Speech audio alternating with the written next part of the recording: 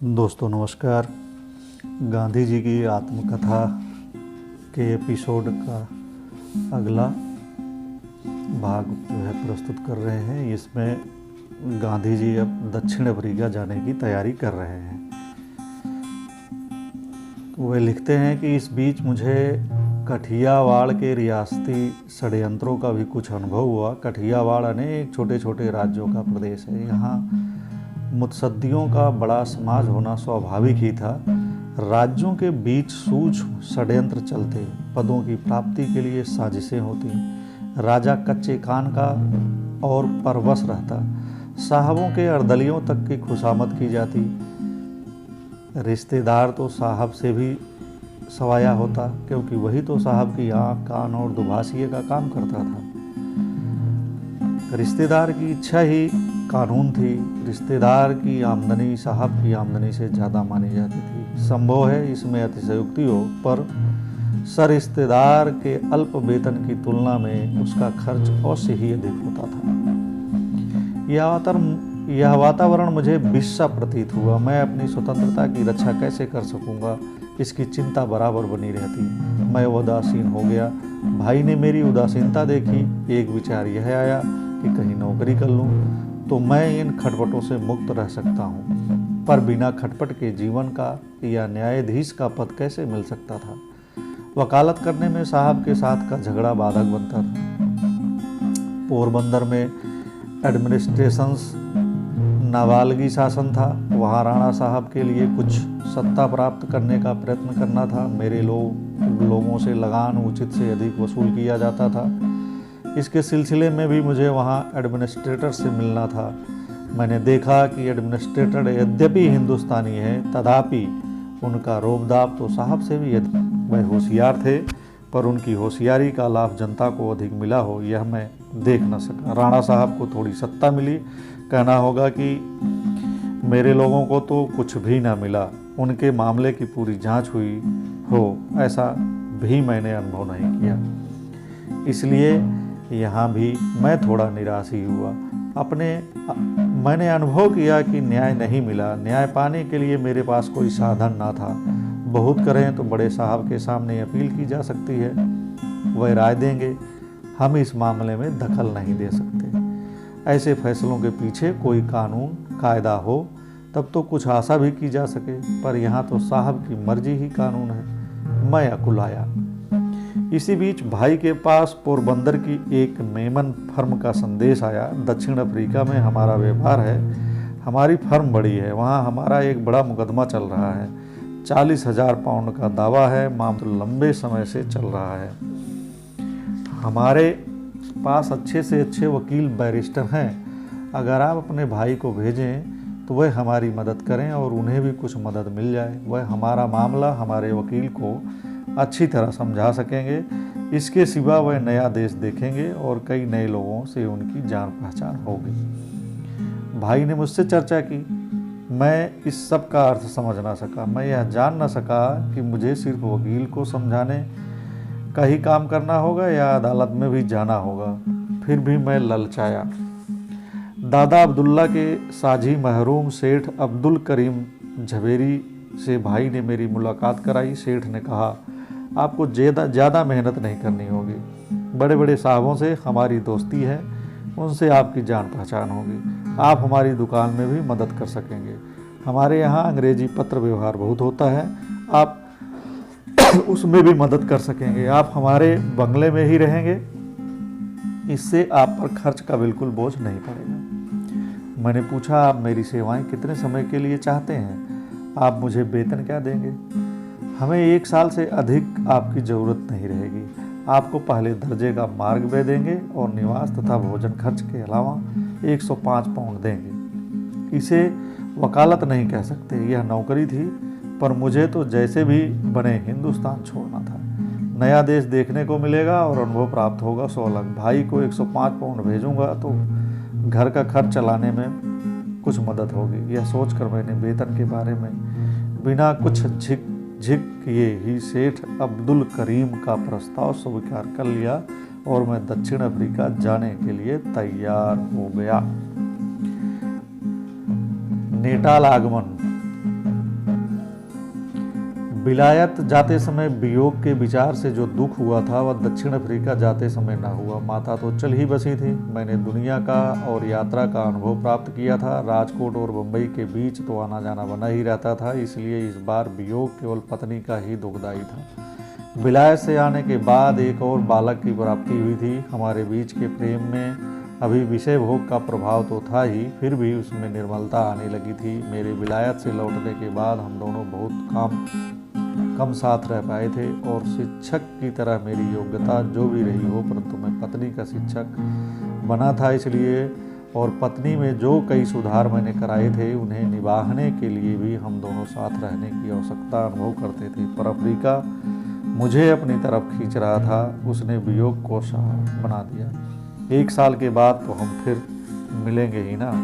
पत्नी को यह कहकर सांत्वना देकर मैंने राजकोट छोड़ा और मैं बम्बई पहुंचा। मुझे दादा अब्दुल्ला के बम्बई वाले एजेंट के जरिए टिकट खरीदना था, पर स्टीमर पर कोई केबिन खाली ना थी। हालत यह थी कि अगर इस मौके को चूक जाता तो मुझे 1 महीने तक बम्बई की हवा खानी पड़ती। एजेंट ने कहा, हमने कोशिश तो बहुत की पर हमें टिकट नहीं मिल सका। आप डेक में जाएं तो जा सकते हैं, भोजन की व्यवस्था सलून में हो सकेगी। वह जमाना मेरे लिए पहले दर्जे की यात्रा का था। क्या बैरिस्टर डेक का यात्री बनकर जाए? मैंने डेक में जाने से इनकार कर दिया। मुझे एजेंट पर शक हुआ। मैं यह मान न सका कि पहले दर्जे का टिकट मिल ही नहीं सकता। एजेंट की अनुमति लेकर मैंने ही टिकट प्राप्त करने का प्रयत्न किया। मैं स्टीपर पर पहुंचा, बड़े अधिकारी से मिला। पूछताछ करने पर उसने सरल भाव से उत्तर दिया, हमारे यहाँ इतनी भीड़ शायद ही कभी होती है, पर इस स्टीमर से मोजाम्बिक के गवर्नर जनरल जा रहे हैं, इससे सारी जगह भर गई है, तो आप मेरे लिए किसी तरह जगह निकाल ही नहीं सकते?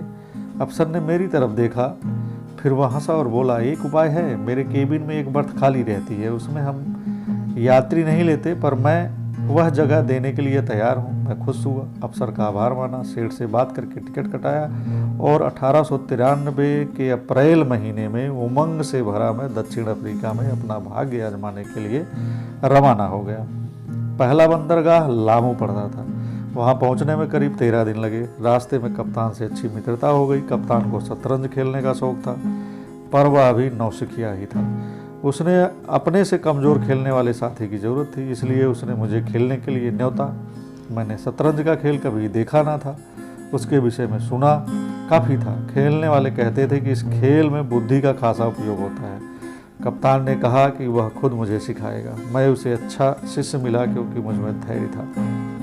मैं हारता ही रहता था, इससे कप्तान का सिखाने का उत्साह बढ़ता जाता था। मुझे शतरंज का खेल पसंद पड़ा, पर मेरा यह शौक कभी जहाज के नीचे न उतरा। उसमें मेरी गति राजा रानी आदि की चाल जान लेने से अधिक न बढ़ सकी। लामू बंदरगाह आया। स्टीमर वहाँ 3-4 घंटे ठहरने वाला था। मैं बंदरगाह देखने नीचे उतरा। कप्तान भी गया था। उसने मुझसे कहा, यहाँ का बंदरगाह दगाबाज है, तुम जल्दी लौट आना। गांव तो बिल्कुल छोटा सा था। वहाँ के डाकखाने में गया तो हिंदुस्तानी नौकर दिखाई दिए। इससे मुझे खुशी हुई। मैंने उनसे बातचीत की, हफ्सियों से मिला, उनकी रहन सहन में रुचि पैदा हुई। इसमें थोड़ा समय चला गया। डेक के दूसरे भी कई यात्री थे। मैंने उनसे जान पहचान कर ली थी। वे रसोई बनाने और आराम से भोजन करने के लिए नीचे उतरे थे। मैं उनकी नाव में बैठा। बंदरगाह में ज्वार काफ़ी था, हमारी नाव में बहुत ज़्यादा था। प्रवाह का जोर इतना अधिक था कि नाव की रस्सी स्टीमर की सीढ़ी के साथ किसी तरह बंध ही नहीं पाती थी। नाव सीढ़ी के पास पहुंचती और हट जाती। स्टीमर खुलने की पहली सीटी बजी। मैं घबराया। कप्तान ऊपर से देख रहा था। उसने स्टीमर को 5 मिनट के लिए रुकवाया। स्टीमर के पास ही एक छोटी सी नाव थी। एक मित्र ने उसे 10 रुपये देकर मेरे लिए ठीक किया और इस छोटी नाव ने मुझे उस नाव में से उठा लिया। स्टीमर की सीढ़ी उठ चुकी थी। मुझे रस्सी से ऊपर खींच लिया गया और स्टीमर चल दिया। दूसरे यात्री रह गए। कप्तान की दी हुई चेतावनी का अर्थ अब समझ में आया। लामू से मुम्बासा और वहाँ से जंजीबार पहुँचा। जंजीबार में तो काफ़ी ठहरना था, 8 या 10 दिन। वहाँ नए स्टीमर पर सवार होना था। मुझ पर कप्तान के प्रेम का पार न था। इस प्रेम ने मेरे लिए उल्टा रूप धारण किया। उसने मुझे अपने साथ सैर के लिए न्योता। एक अंग्रेज मित्र को भी न्योता था। हम तीनों कप्तान की नाव पर सवार हुए। मैं इस सैर का मर्म बिल्कुल नहीं समझ पाया था। कप्तान को क्या पता कि मैं ऐसे मामलों में निपट अनजान हूँ। हम लोग हबशी औरतों की बस्ती में पहुँचे, एक दलाल हमें वहाँ ले गया।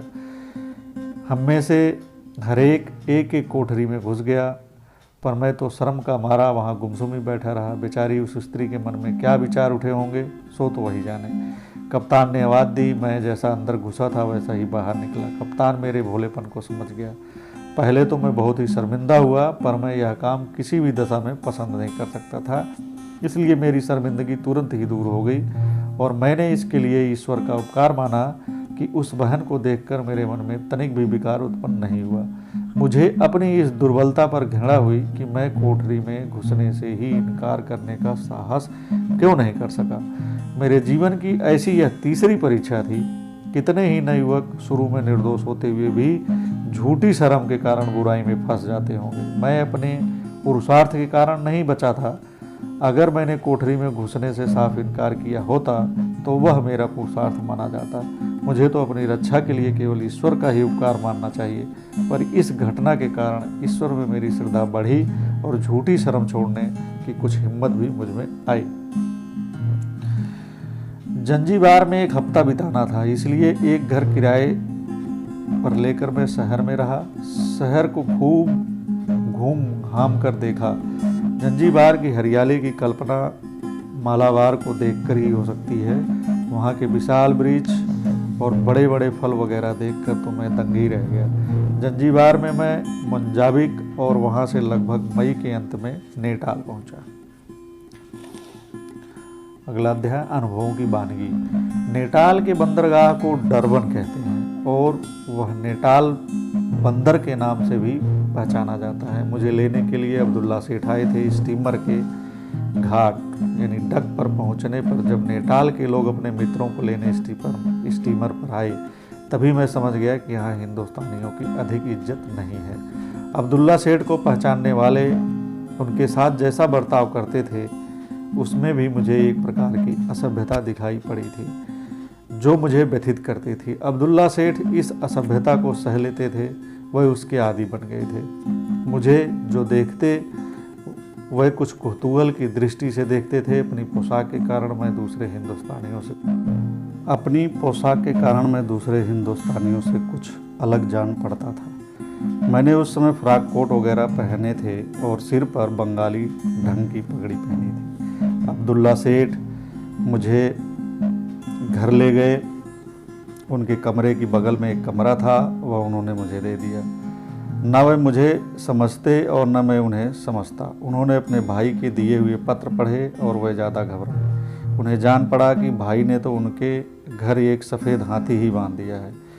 मेरी साहबी रहन सहन उन्हें खर्चीली मालूम हुई।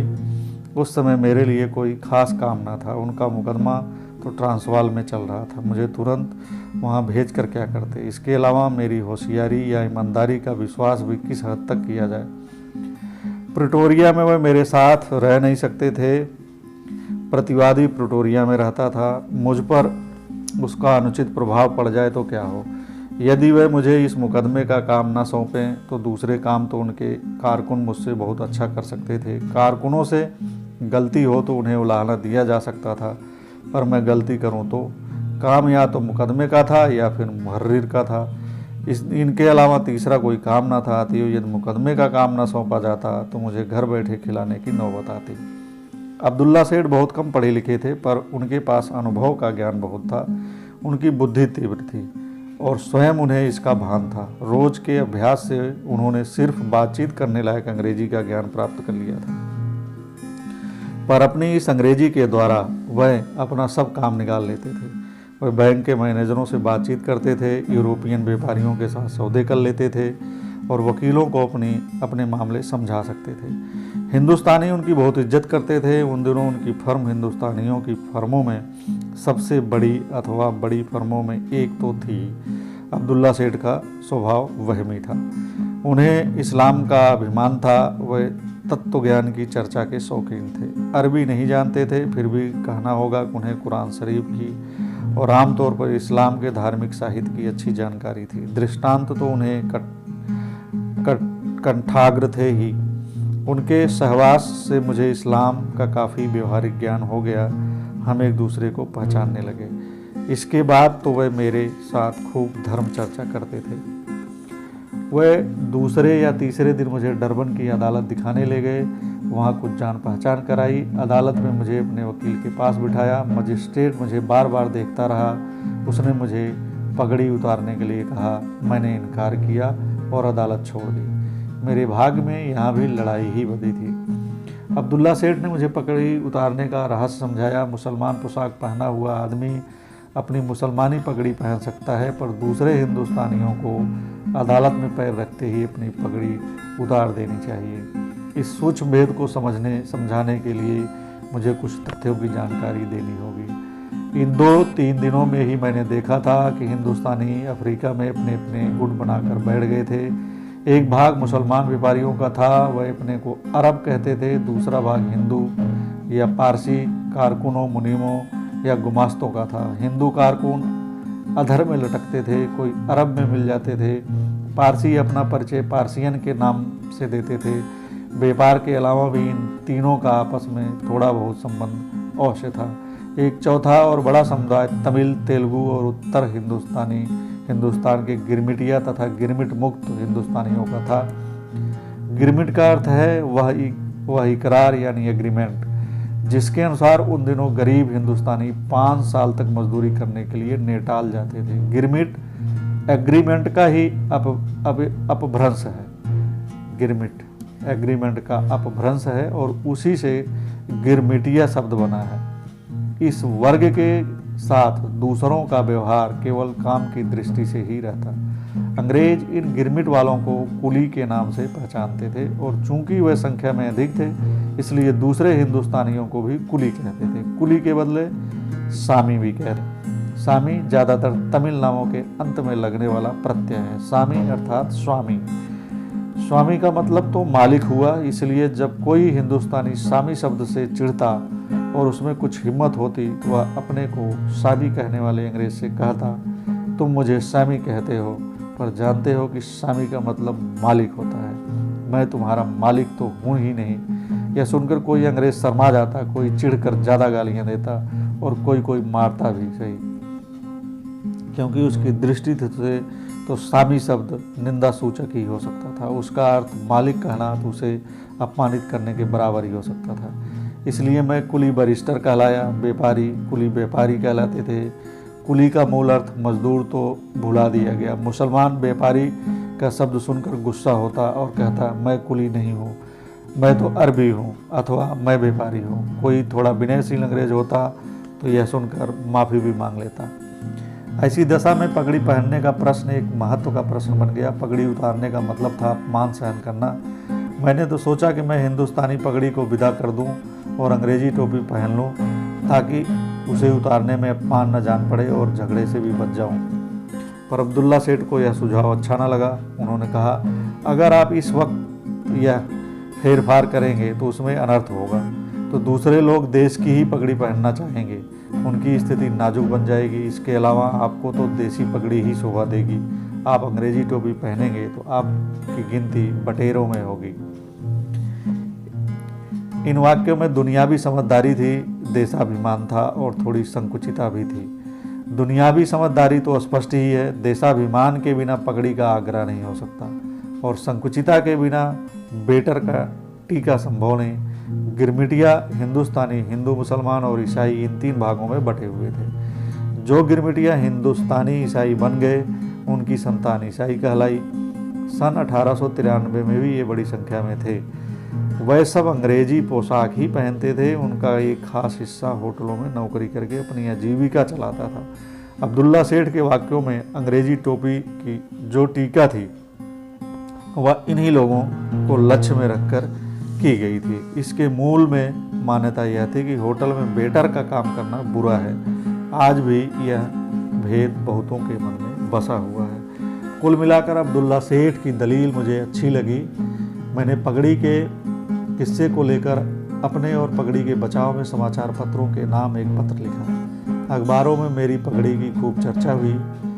अनवेलकम विजिटर, अवांछित अतिथि शीर्षक से अखबारों में मेरी चर्चा हुई और 3-4 दिन के अंदर ही मैं अनायास दक्षिण अफ्रीका में प्रसिद्धि पा गया। किसी ने मेरा पक्ष लिया और किसी ने मेरी धृष्टता की खूब निंदा की। मेरी पगड़ी तो लगभग अंत तक बनी रही, कब गई सो हम अंतिम भाग में देखेंगे। प्रिटोरिया जाते हुए मैं डरबन में रहने वाले ईसाई हिंदुस्तानियों के संपर्क में भी तुरंत आ गया। वहाँ की अदालत के दुभाषिया मिस्टर पाल रोमन कैथोलिक थे, उनमें परिचय प्राप्त किया और प्रोटेस्टेंट मिशन के शिक्षक स्वर्गीय मिस्टर सुभान गॉडफ्रे से भी परिचित हुआ। इन्हीं के पुत्र जेम्स गॉडफ्रे यहाँ दक्षिण अफ्रीका के भारतीय प्रतिनिधिमंडल में पिछले साल आए थे। इन्हें दोनों स्वर्गीय पारसी रुस्तम जी से परिचय हुआ और तभी स्वर्गीय आदम जी मियाँ खान के साथ जान पहचान हुई। ये सब भाई अभी तक काम के सिवा एक दूसरे से मिलते न थे, लेकिन जैसा कि हम आगे चलकर देखेंगे बाद में एक दूसरे से काफ़ी नज़दीक आए। मैं इस प्रकार जान पहचान कर रहा था कि इतने में फर्म के वकील की तरफ से पत्र मिला कि मुकदमे की तैयारी की जानी चाहिए और खुद अब्दुल्ला सेठ को प्रिटोरिया जाना चाहिए अथवा किसी को वहाँ भेजना चाहिए। अब्दुल्ला सेठ ने वह पत्र मुझे पढ़ने को दिया और पूछा, आप प्रिटोरिया जाएंगे? मैंने कहा, मुझे मामला समझाइए तभी कुछ कह सकूंगा। अभी तो मैं नहीं जानता कि मुझे वहाँ क्या करना होगा। उन्होंने अपने मुनीमों से कहा कि वह मुझे मामला समझा दें। मैंने देखा कि मुझे ककहरे से शुरू करना होगा। जब मैं जंजीबार में उतरा था तो वहाँ की अदालत का काम देखने गया था। एक पारसी वकील किसी गवाह के बयान ले रहे थे और जमानामे के सवाल पूछ रहे थे। मैं तो जमानामे में कुछ समझता ही न था। बही खाता ना तो मैंने हाई स्कूल में सीखा था और न विलायत में। मैंने देखा कि इस मामले का दार मदार बहियों पर है। जिसे बही खाते की जानकारी हो वही इस मामले को समझ और समझा सकता है। जब मुनीम नामे की बात करता तो मैं परेशान होता। मैं पी नोट का मतलब नहीं जानता था। कोर्स में यह शब्द मिलता ना था। जब मैंने मुनीम के सामने अपना ज्ञान प्रकट किया तब उससे पता चला कि पी नोट का मतलब प्राइमिसरी नोट है। मैंने बही खाते की पुस्तक खरीदी और पढ़ डाली। कुछ आत्मविश्वास उत्पन्न हुआ। मामला समझ में आया। मैंने देखा कि अब्दुल्ला सेठ बही खाता लिखना नहीं जानते थे, पर उन्होंने व्यवहारिक ज्ञान इतना अधिक प्राप्त कर लिया था कि वह बही खाते की गुत्थियाँ फौरन सुलझा सकते थे। मैंने उनसे कहा, मैं प्रिटोरिया जाने को तैयार हूँ। सेठ ने पूछा, आप कहाँ उतरेंगे? मैंने जवाब दिया, जहाँ आप कहें। तो मैं अपने वकील को लिखूँगा, वह आपके लिए ठहरने का प्रबंध करेंगे। प्रिटोरिया में मेरे मेमन दोस्त हैं, उन्हें मैं अवश्य लिखूँगा, पर उनके यहाँ आपका ठहरना ठीक ना होगा। वहाँ हमारे प्रतिपक्षी की अच्छी रसाई है। आपके नाम मेरे निजी कागज पत्र पहुँचे और उनमें से कोई उन्हें पढ़ ले तो हमारे मुकदमे को नुकसान पहुँच सकता है। उनके साथ जितना कम संबंध रहे उतना ही अच्छा है। मैंने कहा, आपके वकील जहाँ रखेंगे वहीं रहूँगा, अथवा मैं कोई अलग घर खोज लूँगा। आप निश्चिंत रहिए, आपकी एक भी व्यक्तिगत बात बाहर न जाएगी, पर मैं मिलता जुलता तो सभी से रहूँगा। मुझे तो प्रतिपक्षी से मित्रता कर लेनी है। मुझसे बन पड़ा तो मैं इस मुकदमे को आपस में निपटाने की भी कोशिश करूँगा। आखिर तैयब सेठ आपके रिश्तेदार ही तो है ना। प्रतिपक्षी स्वर्गीय तैयब हाजी खान मोहम्मद अब्दुल्ला सेठ के निकट संबंधी थे। मैंने देखा कि मेरा इस बात पर अब्दुल्ला सेठ कुछ चौंके, पर उस समय तक मुझे डरबन पहुँचे 6-7 दिन हो चुके थे। हम एक दूसरे को जानने और समझने लग गए थे। मैं अब सफ़ेद हाथी लगभग नहीं रहा था। वो बोले, हाँ, यदि समझौता हो जाए तो उसके जैसी भली बात तो और कोई है ही नहीं, पर हम रिश्तेदार हैं इसलिए एक दूसरे को अच्छी तरह पहचानते हैं। तैयब सेठ जल्दी मानने वाले नहीं हैं। हम भोलापन दिखाएं तो वह हमारे पेट की बात निकलवा लें और फिर हमको फंसा लें। इसलिए आप जो कुछ करें सो होशियार रह कर कीजिए। मैंने कहा, आप तनिक भी चिंता ना करें। मुझे मुकदमे की बात तैयब सेठ से या किसी और से करने की आवश्यकता ही नहीं है। मैं तो इतना ही कहूँगा कि आप दोनों आपस में झगड़ा निपटा लें तो वकीलों के घर न भरने पड़ें। मैं 7वें या 8वें दिन डरबन से रवाना हुआ। मेरे लिए पहले दर्जे का टिकट कटाया गया। वहाँ रेल में सोने की सुविधा के लिए 5 शिलिंग का अलग टिकट कटाना होता था। अब्दुल्ला सेठ ने उसे कटाने का आग्रह किया, पर मैंने हठवश, अभिमानवश और 5 शिलिंग बचाने के विचार से विस्तर का टिकट कटाने से इनकार कर दिया। अब्दुल्ला सेठ ने मुझे चेताया, देखिए, यह देश दूसरा है, हिंदुस्तान नहीं है। खुदा की मेहरबानी, आप पैसे की कंजूसी न कीजिए। आवश्यक सुविधा प्राप्त कर लीजिए। मैंने उन्हें धन्यवाद दिया और निश्चिंत रहने को कहा। ट्रेन लगभग 9 बजे नेटाल की राजधानी मरीट्सबर्ग पहुंची। यहाँ बिस्तर दिया जाता था। रेलवे के किसी नौकर ने आकर पूछा, आपको बिस्तर की ज़रूरत है? मैंने कहा, मेरे पास अपना बिस्तर है। वह चला गया। इस बीच एक यात्री आया। उसने मेरी तरफ देखा। मुझे भिन्न वर्ण का पाकर वह परेशान हुआ। बाहर निकला और 1-2 अफसरों को लेकर आया। किसी ने मुझे कुछ ना कहा। आखिर एक अफसर आया। उसने कहा, इधर आओ, तुम्हें आखिरी डिब्बे में जाना है। मैंने कहा, मेरे पास पहले दर्जे का टिकट है। उसने जवाब दिया, इसकी कोई बात नहीं है। मैं तुमसे कहता हूँ कि तुम्हें आखिरी डिब्बे में जाना है। मैं कहता हूँ कि मुझे इस डिब्बे में डरबन से बैठाया गया है और मैं इसी में जाने का इरादा रखता हूँ। अफसर ने कहा, यह नहीं हो सकता, तुम्हें उतरना पड़ेगा और ना उतरे तो सिपाही उतारेगा। मैंने कहा, तो फिर सिपाही भले उतारे, मैं खुद नहीं उतरूँगा। सिपाही आया। उसने मेरा हाथ पकड़ा और मुझे धक्का देकर नीचे उतारा। मेरा सामान उतार लिया। मैंने दूसरे डिब्बे में जाने से इनकार कर दिया। ट्रेन चल दी। मैं वेटिंग रूम में बैठ गया। अपना हैंड बैग्स हाथ में रखा, बाकी सामान को हाथ न लगाया। रेलवे वालों ने उसे कहीं रख दिया। सर्दी का मौसम था। दक्षिण अफ्रीका की सर्दी ऊंचाई वाले प्रदेशों में बहुत तेज होती है। मरीट्सबर्ग इसी प्रदेश में था।